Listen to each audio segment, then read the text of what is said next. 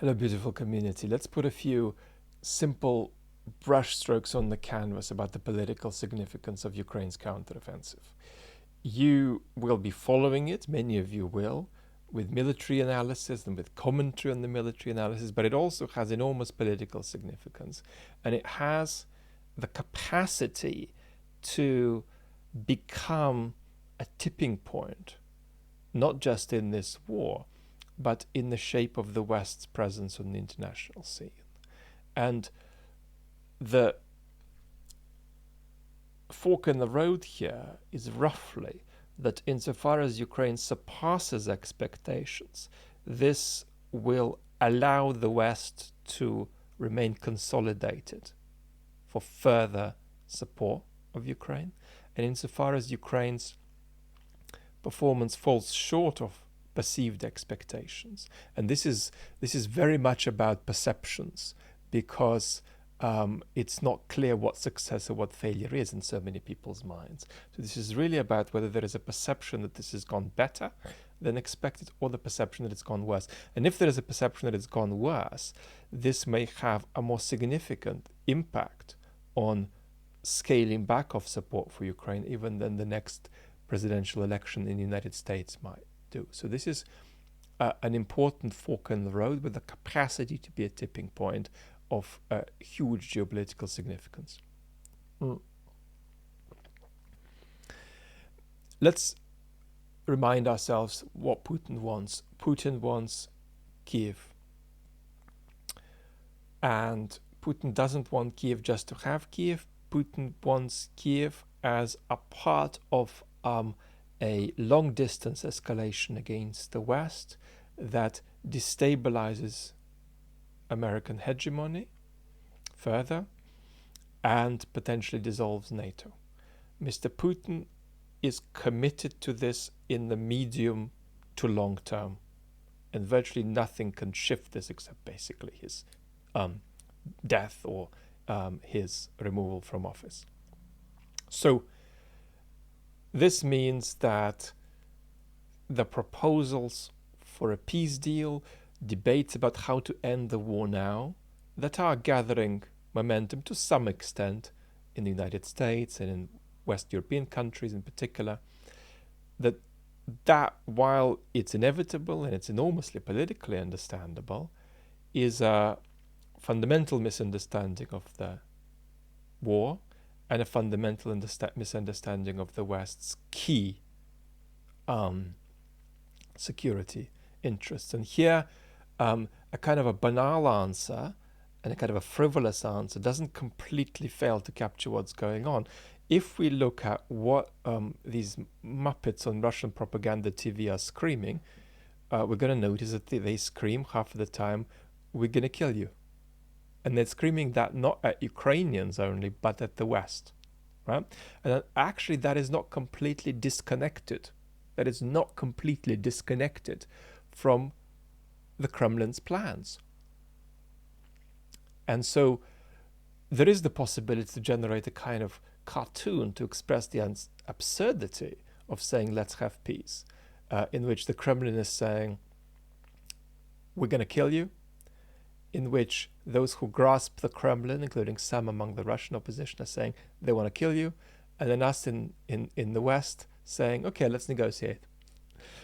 So it's very important that remains in place as a project that is not just a project that's at the level of intent in the mind of Mr. Putin. It's a project that is already clearly expressed in the modifications to the Russian economy that we're seeing, in the modification to the Russian education system that we're seeing. We're seeing a move toward prep for a large-scale conflict with the West in years to come.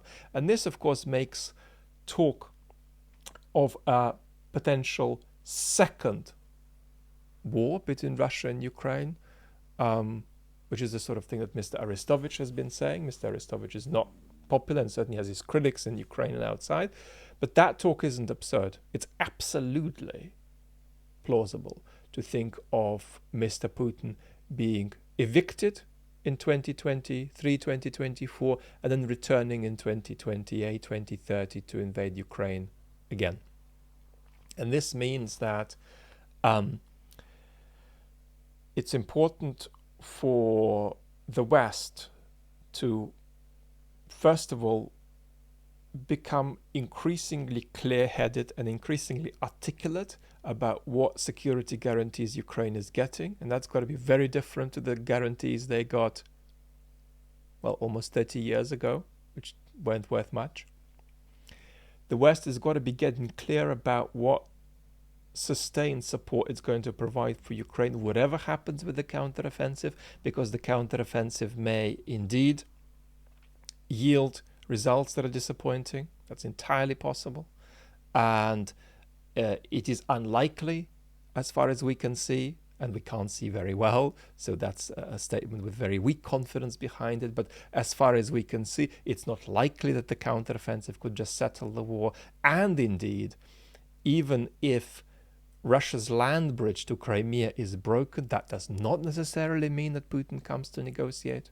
In fact, we can get extreme here and say that if Mr. Putin somehow loses Crimea, which again is not, that's not looking on the cards now, but if Mr. Putin loses Crimea, that'll be an excuse for Mr. Putin to say our borders are flexible, we're an empire in transition, we don't have Crimea in 2025, we'll have it in 2027 again. These things come and go. It'll be difficult for Putin to stay in power if he loses Crimea, really difficult, but possible.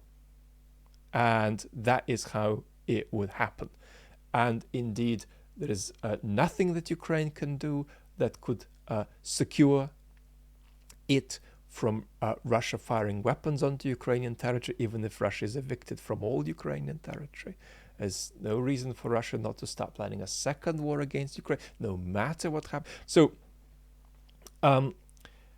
this is what we're dealing with, and we've got to understand that that project in the Kremlin isn't going to move anywhere. And when Mr. Tucker Carlson asks, what are our vital interests in this conflict? The answer to how this touches our vital interests, right, is in this escalatory project in the Kremlin. And this is very important. It's important to be clear about this, because I'm even seeing a lot of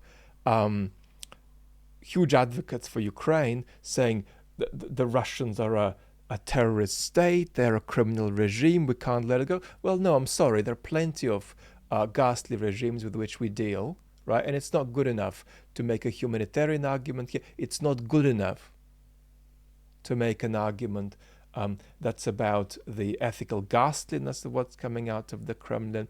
We've got to make an argument that is in terms of the Kremlin's project, into which they are locked in by various social institutional forces already, not just at the level of psychological intent. So that's a little bit of the background, I think, that helps us think about Ukraine's counteroffensive.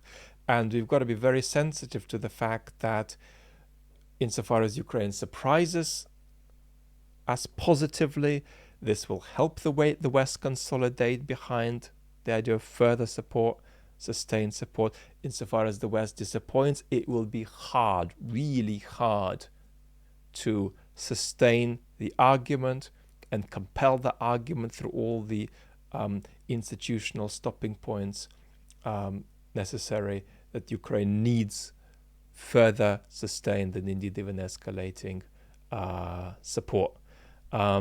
There's plenty of division in Western capitals about what the future holds. There are plenty of forces in Western capitals that are in favor of still negotiating with Mr. Putin, something that I recommend against. So I think that's where we are. We will be talking about this on the main channel because I think this enormous political significance about what we might see in the potential at least political significance we might see in the next few months, it really matters. It needs to be understood, and we'll talk about it more here too. Lots of love for now. I'm really thrilled about different content coming up on both channels soon. Just so privileged to have you with me. We're still only just beginning all of our conversations. Lots of love. Talk soon.